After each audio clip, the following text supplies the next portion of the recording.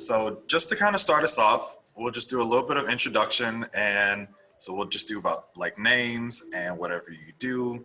Um, okay. So I'll start off. I'm Mr. Andre Smith. I teach digital media here at Park Forest Middle, Creative Sciences and Arts Magnet School. I've been here for about 3 years now. I started in 2017, and originally my plan was not to be a teacher, but after I got my undergrad in broadcast journalism, I was kind of stuck trying to work my way into the workforce, which was super, super, super competitive. And one day I just found this opening and I found the job listing on Facebook. And so I went ahead and applied, instantly had my interview set up, instantly just everybody liked my vibes, they liked my energy. So I pretty much just walked in and just made it my own. And so I've been here ever since, and I've grown to love it. I'm still learning a ton of things about being an educator. It's definitely not a walk in the park. I applaud all of my teachers from back in the day that have, that had to deal with me. But that's pretty much a little overview of my story. Ms. Holden, did you want to go next? Yes, I can go next. Hi, everybody. My name is Courtney Holden, and I'm the STEM coordinator here at Park Forest Middle. In addition to that, I also teach robotics and exploring technology. And Andre and I have similar backgrounds because I did not originally want to become an educator as well. I tried to run away from it as long as I possibly could until I could not anymore. And then once I fell into it, I absolutely adored it. I taught ELA for many years before getting into the position I have now. And I'm so thankful for it because I actually enjoy it because I went to school for computer science and I thought I was paying back these student loans for no reason because I was not using that degree. But now I am using it and I am so thankful for it. I'm enjoying this experience so much. And I mean, everyone here at Park Forest is like family almost, and I've only been here for a short while. This is my first year here. And it feels like I've been here for the past few years. That's just how welcoming everybody was. So I am grateful to be here and glad to be a part of this experience with you, Mr. Smith. Thank you. And we enjoy having you around, Ms. Holden. Just look, Ms. Holden is one of the most creative people I've ever met. She just recently won our bulletin board decorating contest. So she came in, hitting the ground running. So she knows her stuff. I go to her for advice because I know she's been a teacher a little bit longer than I have. And so she's kind of been my new rock, keeping everything settled. Ms. Cooper, did you want to go next? Sure. So I'm Destiny Cooper. I've been an educator since 2002. So this is my 19th year. And in 2014, yes, thank you. In 2014, I started a program called Humanities Amped, and that's how I've been working with Park Forest Middle. I work with 3 teachers here, and we work to increase engagement in the classroom, increase civic engagement, community involvement, and infusing restorative practices into the school. Awesome. Mm-hmm. I love that, Ms. Cooper. Thank you so much for partnering with us too. Glad to be here. All right, Ms. Franklin, I know you're first to arrive, but I have you going last, but certainly not least. But if you can go ahead and give us a little spiel about yourself. It's no problem. Tiffany Franklin. I work at the Southern University Ag Center. I have over 20 years of experience with working with youth because I serve as the Associate Youth Specialist at the Southern University Ag Center in Cooperative Extension. Been doing juvenile justice and delinquency prevention work prior to that. And I serve on the governor-appointed Juvenile Justice and Delinquency Prevention Board for the state of Louisiana, as well as the federal committee with Secretary Karen Hart. So that's been the bulk of my work. Is just my background is in therapeutic recreation and leisure studies. So a primary focus of mine is what do we do with our free time? Finding positive alternatives to engage students in just anything other than, delinquent or, promiscuous behaviors. So just kind of catch them before any of those things happen, if you will. So if they catch them early enough and, spark their interest in something, we have a greater chance, I think, of, deterring them from those negative behaviors. That's pretty much the gist of it. About me is just my background with youth. I can work with anybody on any level, because being in cooperative extension, we learn to do a lot with the little, so I feel creative that is right not here. yeah, it's not my forte, but building relationships with people who are creative is a great task of mine, and one of my assets, which is why I'm at the table with you guys today, because I found you all. So blessed to have you all as a partner. And I appreciate you, especially volunteering your time with the youth, because Right. we can tell you, just my brief career as being an educator, I've had to put on many hats. I've had to try and be, therapist, mom, dad, just trying to keep our young ones in line, or at least on some sort of path that Right. does not involve, a certain lifestyle. So that's definitely, I'm glad that you're part of this as well, Ms. Franklin. So just to go ahead and hop into it, we have a couple of parents here, and Ms. Cooper, I'm not sure if you're a parent or not, but feel free to chime in if you are. So just a couple of questions here to get the conversation moving. How has this school, or your school, since your child goes to Zachary, Ms. Franklin, how has this school integrated the magnet component into virtual learning?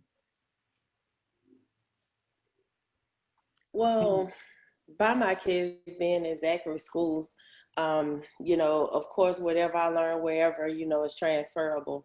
One of the things that I do at the Ag Center is 4-H, youth development program. So, taking some of the things that we learned from there, because last year we had the pleasure of working with Mr. Sparks and the computer science teacher. I can't remember her name, because I had another staff person that was working with me on the grant at the time.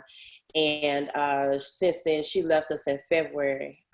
So it's pretty much just me, running the program and continuing the partnership. Was at the table, of course, but a lot of what I do with you all, it doesn't directly impact, my children, and, other than what I personally learned that I can bring home to them. Because with cooperative extension, our parishes are divided between Southern University Ag Center and LSU Ag Center. And Zachary is one of LSU's areas, service areas. So we don't cross those lines respectfully with one another until we come together to partner for a program. And some schools where we both have a presence in both LSU and Southern. So what I'm bringing to the table as a parent, or what I'm taking away from the table per se, is the things that I learned from you all, like the computer program and national coding activity that we did for National Youth Science Day. Those are things that I can bring home to my kids, because your teacher at the school was instrumental in teaching me. That's why I partnered with y'all. I had no clue of how to code, okay? And it's a That's whole new why you language. all were so amazing, with this partnership to teach me, to help me to teach them. So, yeah. Good, yes.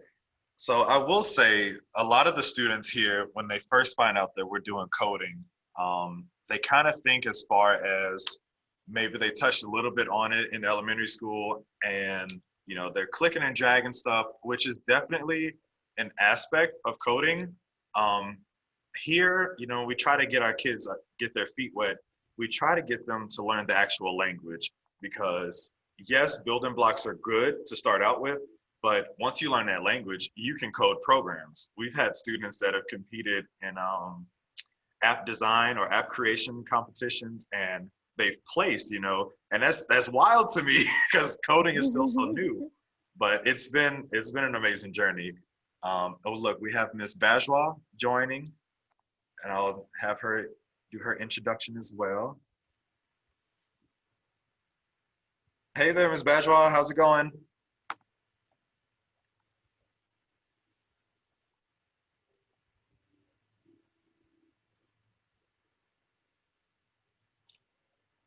I think looks like she's still connecting to audio, but while she's doing that, I definitely want to step in real quick. Yeah, please. Your kids at the school are absolutely amazing.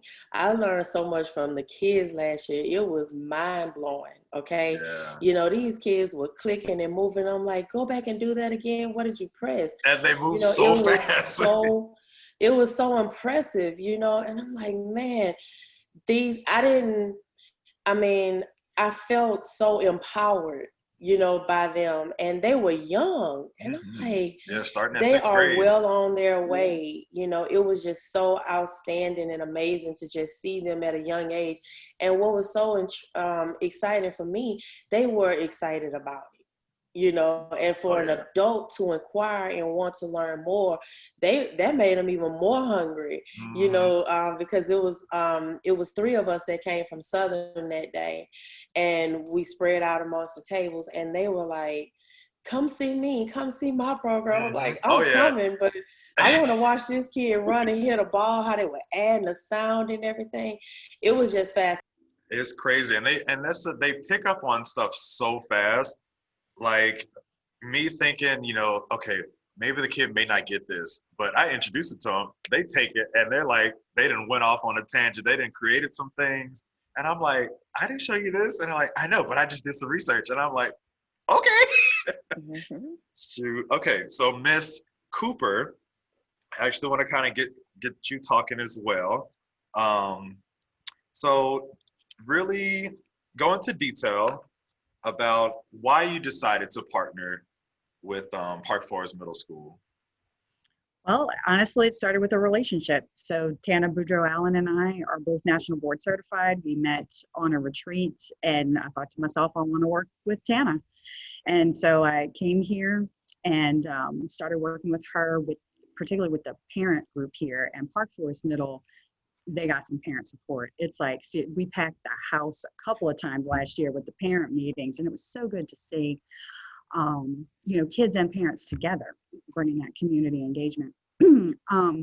Also, I think the staff here is, Ms. Holden mentioned this, like she's been here a short period of time and feels like family, feels like part of it. Completely agree. You know, the very amazing campus to be on with the people here. Yeah, it's just good. And I'm, like right now I'm working with, the 2 teachers I'm working with are Miss McCarver and Mr. Gentle, and they teach inclusion English, and they've got great things going on in the class too. They're just eager to learn, always wanting to draw the kids in more and more and more, you know. Yeah, you're definitely right. And Ms. Holden, I'm glad you brought that up with that whole family aspect, because I feel like if you're going to be a teacher, an educator, if you're going to be anywhere involving students or children, you have to have some sort of warmth to you. And I think for the most part, Park Forest is like probably one of the warmest environments that I've ever worked in. It's definitely as far as, you know, people that are here, because, you know, we want to be here, because, you know, you can go somewhere else and, you know, people are taking off every 5 days or every 3 days because they just don't want to be there. But I think here, for our staff specifically, everybody that is here, they want to be here, especially now, you know, because it's too easy to just go ahead and say, you know what, I'm just going to take a leave of absence and just keep it moving.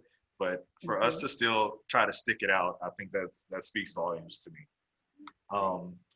Ms. Holden, I'm gonna get you going as well. Let's see what we got. Make it good.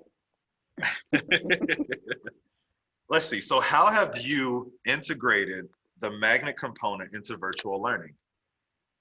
Oh, okay. So that was actually not as hard as I thought it was going to be, because with teaching robotics, we luckily have certain websites we were able to use to do it that way. So with code.org, it gives kids that opportunity to work on those programming skills that you all were talking about just a moment ago, virtually, and still get to see their programs run as if they were actually programming right in front of them in a more 3D environment. So that's been the most helpful. And like you guys said, at first I thought the kids were going to have problems with catching on. But I mean, once they were into it, they were rocking and rolling, and it's been real easy to challenge them as well. Not only does the program challenge them because it gets harder as they go along, but incorporating those extension activities to get their brains working and thinking outside the box have been really easy to incorporate with these curriculums. So that's been probably the easiest way to use that magnet,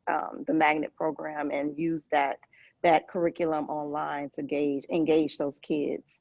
Yeah. And it's probably really easy to keep them interested, especially with coding, because this is the generation that is growing up with technology. Like I thought it was like me and my age group, but no, we were like on the cusp. These kids now, if they don't know like these coding languages, by the time they leave high school, you know, there's pretty much no hope for the job force for them. So that's why I'm glad we're taking this opportunity to kind of get them a jump start. And then Ms. Holden, I wanted you to, it's not on the paper, so I'm going a little bit off script, but I know you participated in the Smart Start program. So could you go into detail a little bit about what you guys did and just what the students learned while they attended the Smart Start program?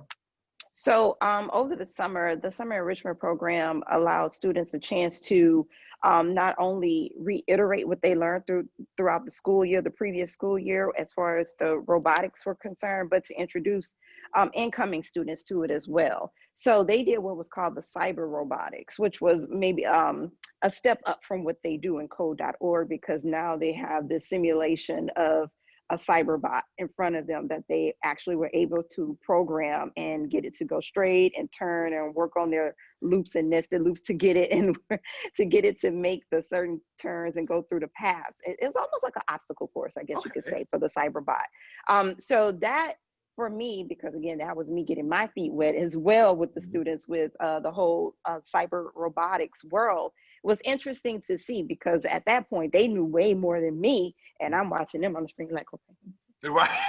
Okay. That's crazy. How'd you do that? Yeah, right.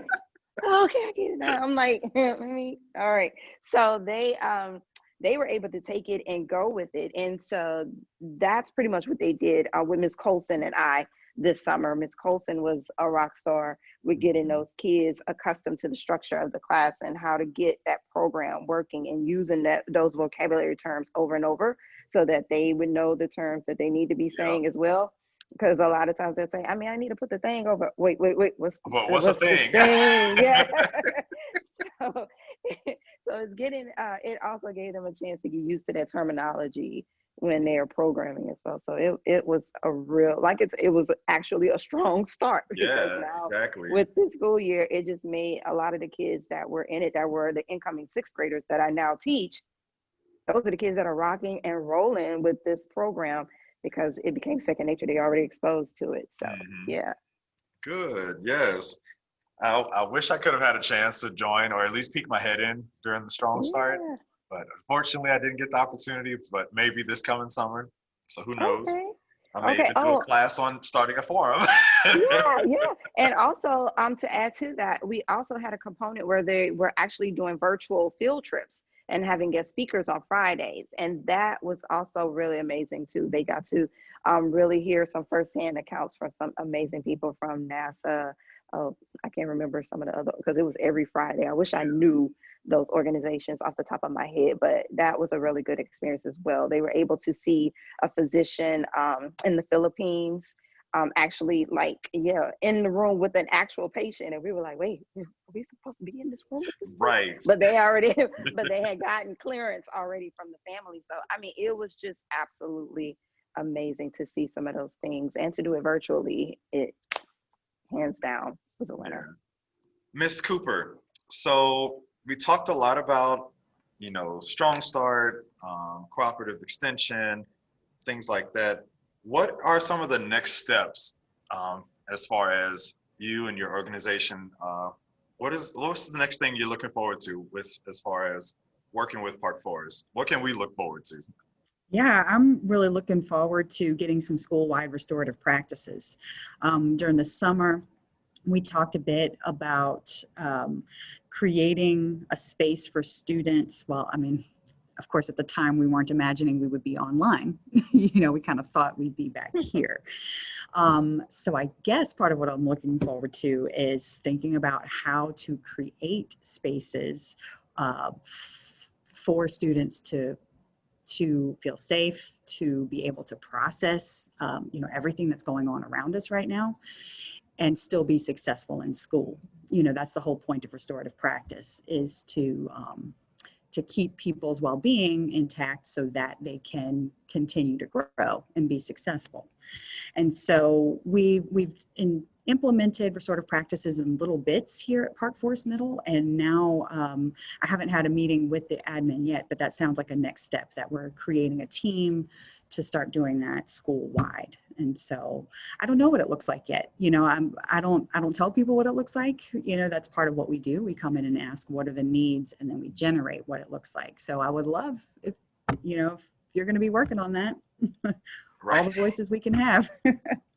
No, I You know? look, and I'm like the poster child for self-care. So one of my assignments last week, we branched off from the digital media aspect, and I just kind of wanted to focus on, you know, how are you guys coping? Like, how are y'all feeling, especially with all of this, you know, that we've got protesting, we've got COVID-19, we've got the mask mandates, we're moving on to phase 3. And we still have standardized testing and stuff. And like, we you know, still have standardized testing. So many pressures, yeah. That yes, we're I dealing agree, with. Ms. Cooper. And, you know, the fact that you guys are going out of your way to kind of get these safe spaces going, I think that'll help us tremendously. Even on, you know, the standardized test, I think if the students can sort of vent any of those negative emotions, and then Ms. Franklin, you as well, if the students can kind of get some of that out without, you know, a lot of them feel like they have the world on their shoulders. So if they can kind of find a space where they can just be a kid again, I think that'll help tremendously. Yeah, we had an activity in my class where I asked them how they were coping, and then we all just we chose a writing topic. And I was like, you can write a poem if you want to, you can write a short narrative essay. I was like, you know, I just want you guys to write, because sometimes we don't feel like talking. It's good to you got to get it out somehow. And I actually got the idea from the New York Times article, 12 steps or 12 ways to write out during the pandemic or something like that. And I can share it with you all if you like. But it inspired me to try to get them involved in more writing activities. So, but moving on, it's amazing just to see what kind of things they come up with. And for the ones that really took that activity to heart, I was like, you know, you should probably consider a career in writing. If I could just jump in there real quick. Yeah, go ahead. In the chat box, I did drop in a flyer. I did a series with a licensed professional clinical social worker from June to September, just after Labor Day, or just before Labor Day was our last session. But we went through the summer with it. It began as sort of a how do we support students who were abruptly, you know, displaced from school settings, like they missed their proms, they missed, you know, graduation, and, you know, so that's how what sparked the idea. So the screenshot of the flyer that you see in the chat, it brought that series of sessions to mind when Ms. Cooper was mentioning restorative practices. That was our whole objective for the sessions too, to create a safe space for students to log on, share, you know, just what they were going through emotionally. While I do have a background as a therapist, of course, a lot has changed, you know, since I, you know, no longer practice therapy. Right. But, you know, it was important to bring someone to the table, hence another partnership with the licensed clinical social worker with that license and that expertise to help bridge the gap with the emotional changes that the students faced. So, I mean, I think that is an excellent idea with the restorative practices and creating a safe space for students to be able to come in and share openly and honestly, and helping them work through those challenges. And one of the activities, as you can see on there, was a vision board. So many times, with the writing aspect of what you all are talking about and putting their ideas on paper, the program that I bring to Park Forest is a Youth Futures program through 4-H. It has its own curriculum, just putting kids on the track to college. I guess I kind of go against the grain with National 4-H Council, if you will. They're insisting that, this program is for high school students.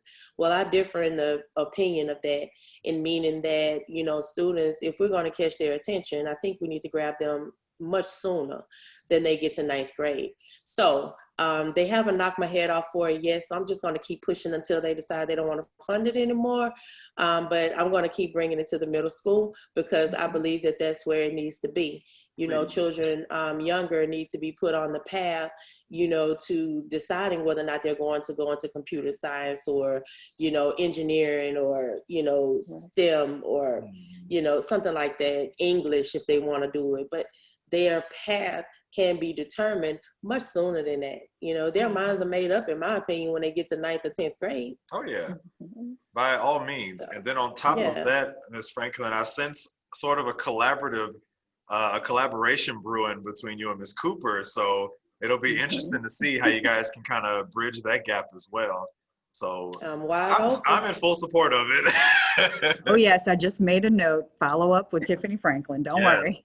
And that's why I'm glad we're having this discussion, this meeting. And then I see some things that Ms. Bajrah is mentioning. If we can bring back Raiders Right, they'll be given opportunities regularly to address all those things. Ideas and topics for writing are welcome. And so I'll go into a little detail really quick about Raiders Right. Raiders Right started about, I believe, a year and a half ago. Ms. Bajrah, correct me if I'm wrong.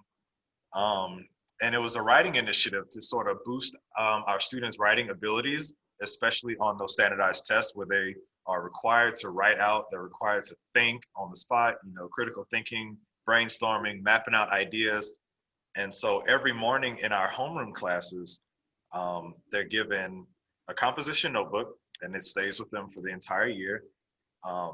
Every morning they get a prompt. The teacher, we either read it out loud ourselves, or there's a recording voice that you can just press play and they'll read it for us. There's some questions that go with it. So we work on that reading comprehension. And then also there's like guided essay questions, I believe, in there as well. So the kids get, ample opportunity to kind of work on that writing. And then even on, I believe it's on Fridays, we try to input like a choice board. Thank you, Ms. Bajrah. Yes, we try to input the choice boards. And so that gives students, an opportunity to kind of pick and choose what they want to write about. And I think that's awesome. It's amazing, especially if you learned last year, I think we learned about, what was it? Some kind of extreme travel tube or something futuristic like that. And it sparked all the kids. They're like, oh my God, what are they going to build that? What year is this? And I'm like, guys, they're already talking about making this a thing. Like, this is already on the boards to be industrialized. People are trying to get this working. And so that just blew their minds too. They're like, no way, this is like science fiction. And I'm like, no, this is nonfiction. So I think that's crazy, and it's an amazing opportunity for our students. I'm gonna go back to Miss Holden really quick, because I know she's probably got a class coming up. Let's see. So how have you personally managed to keep the academics and student engagement high during the pandemic? So think back to when we were, I don't want to say before the school year, but I'm going to say whenever our school year started, August 10th. What are some strategies that you were using to sort of keep that engagement high as well as the academics for your classes? Okay, so the code.org curriculum is engaging in itself, but some things that I did on top of that, when I present to my kids, I make sure that I always have my Bitmoji class, you know, yeah. I always utilize that Bitmoji. That seems to keep them very engaged. And I make sure that the structure remains the same pretty much every day.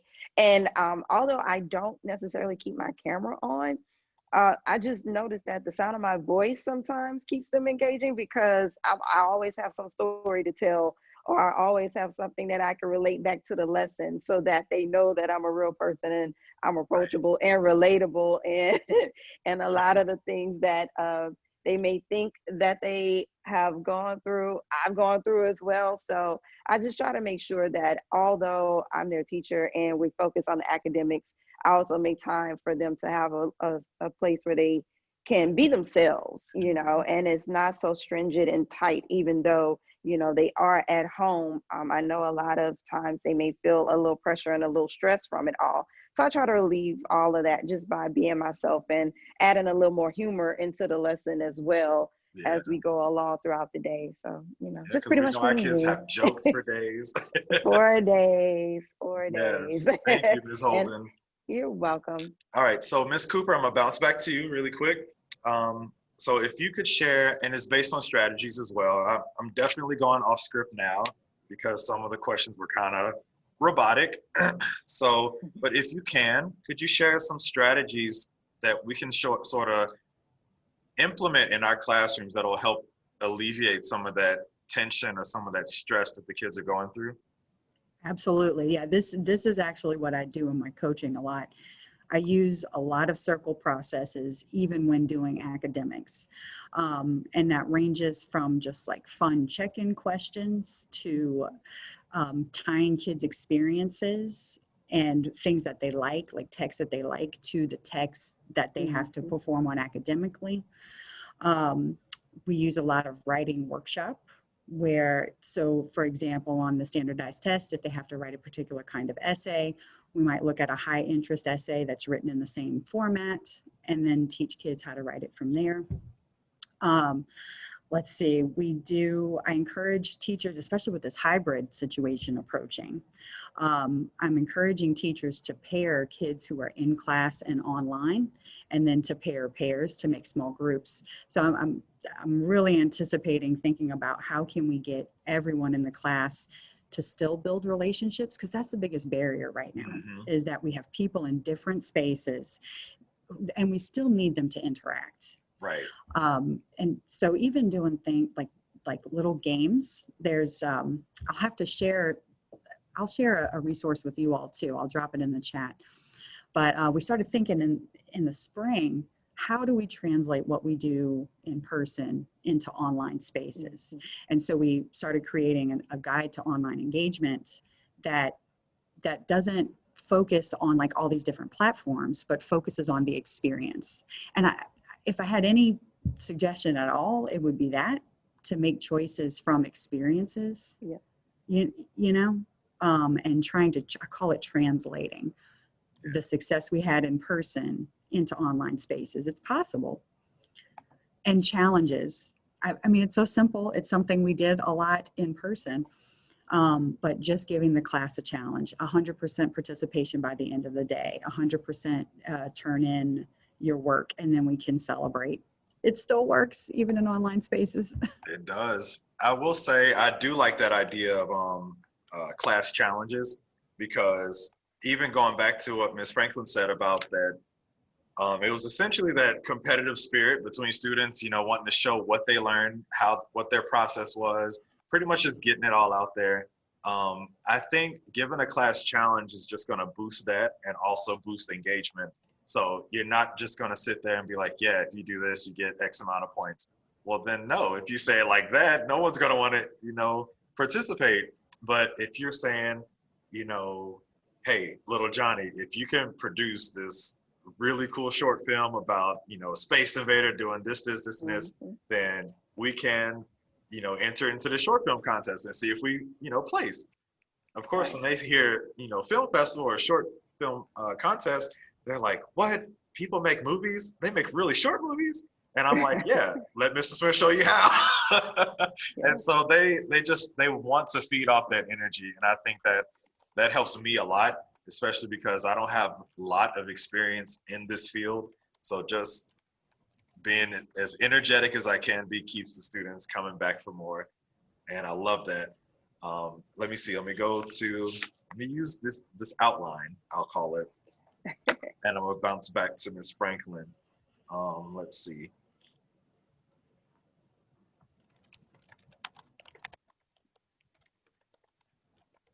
So, Ms. Franklin, I know you have your child at another school, but if you can speak on behalf of Park Forest, that would be awesome. So my question is this: why would a parent who's on the fence about deciding where to send their child, why do you think a parent should choose Park Forest Middle as that school of choice? From my experience working with you all, number one, the family environment. That environment is nurturing, okay? From the front office, you know, to the classrooms. I've never met anyone over there who was unwelcoming. Everyone, that's the first thing that a parent wants to see when they go into the office, because we're their first line of defense. So if I'm coming to check out the environment, if I don't feel welcome, I'm not going to bring my child to you. So that's the first thing that I noticed when I walked into Park Forest. With the administration, working with Mr. Walker and Mr. Sparks has been nothing short of amazing. What I noticed, they are hungry for opportunities for the children at Park Forest. Mm-hmm. That in itself is outstanding when the administration wants to see more gain at their school among the students, regardless of who they are, what they look like. It's opportunities for all. So the nurturing environment, the learning opportunities, I mean, STEM in itself is attractive. Mm-hmm. Most of our students tend to run from it. And I'll just be quite honest, because I mean, I do diversity and inclusion in 4-H and, you know, youth development. Most of our African-American children tend to shy away from, you know, science, math, and engineering and things that, you know, have like a lot of numbers and formulas and things like that. I ran from the coding exercise, okay? That's why I ran from it and ran to you all, okay? Because you all could help me. So that restorative practice and bringing all of those things together, you know, allows the children to feel, the children and the parents to feel supported. That's what I want to see, because if I can't help my child at home, I know that I can pick up the phone and call Miss Holden or Miss Cooper and say, look, I need assistance, okay? I need you to help me help my child. And I think that's what teachers want to see, parental engagement. Yeah. So if I'm at the table and having the conversation with you, we're having it together. Our children see their united front. So the nurturing environment, the opportunities that you all have there are, I mean, they're wide. The opportunity for children to compete with other people nationally, that's creating leadership skills, communication skills. They're learning to communicate with their peers as well as adults. So, I mean, if I lived in Baton Rouge, no doubt my child would definitely be at Park Forest Middle. And I mean, I'm not just saying that because I'm on the call. I have worked with a lot of different schools in my tenure, in the 14 years that I've been at the ag school. But it's so important to have that in nurturing environment and the opportunities where kids feel excited about learning. I feel that, I see that when I walk into Park Forest. Thank you, Ms. Franklin. We appreciate it. And we try our hardest to, you know, extend that welcoming arm. I know our district sent out some information, I think a couple of weeks ago, where it was pretty much called like Digital Parent University. So for those parents that were sort of having trouble helping their students navigate through Google Classroom or any of the Google Suite applications, there was a meeting, you know, and I'm not sure if they recorded it. I can find out and then just share it. But the whole point of that, you know, little university was just to educate parents so that they can better help out their child, especially those elementary school parents. you know, because a lot of times they may know something, but it may not be exactly what the student needs to do. So just kind of bridging that gap helps tremendously. So I appreciate that. Mhm. Let's see, we are running a little out of time, so I'm just gonna kind of wrap it up a little bit. And so if you guys, I think it's just gonna be a question for everyone. So if you guys could say just one thing, one phrase, sentence, however you want to do it, that perfectly sums up the spirit of Park Forest Middle School, I think that'll be perfect to end our discussion on. So whoever wants to go first. I'll jump in real quick. Bridging the gap. You know, what you just simply said about the support, you know, with the Google Classroom. I mean, I'll be honest, I have a PhD and my child is a third grader. I need help. Okay. This Eureka math and everything, they weren't doing that when I was in school. Okay. I'm like, I'm gonna do it this way, you do it that way. So I'm saying all that when I say bridge the gap, having you all available to us, even in a virtual learning environment, because we were all thrust into something totally different that we had no experience with. So the changes are for parents, teachers, children alike. So just bridging that gap and, you know, keeping the lines of communication open. Now is not the time for anybody to be frustrated with anybody. Okay. You know, I don't understand. I need your help. Are you willing to do so? So Right. bridging that gap and keeping those lines of communication open. That's my takeaway. And I know that we're about out of time, but I don't think this conversation needs to end. No, I think it definitely needs to not. be a part 2. So that we can continue. That's just my take on it. I'll avail myself because it needs to continue, and how we can develop a plan to bring the cooperative extension program at Southern University Ag Center, the restorative practice, and engage in STEM.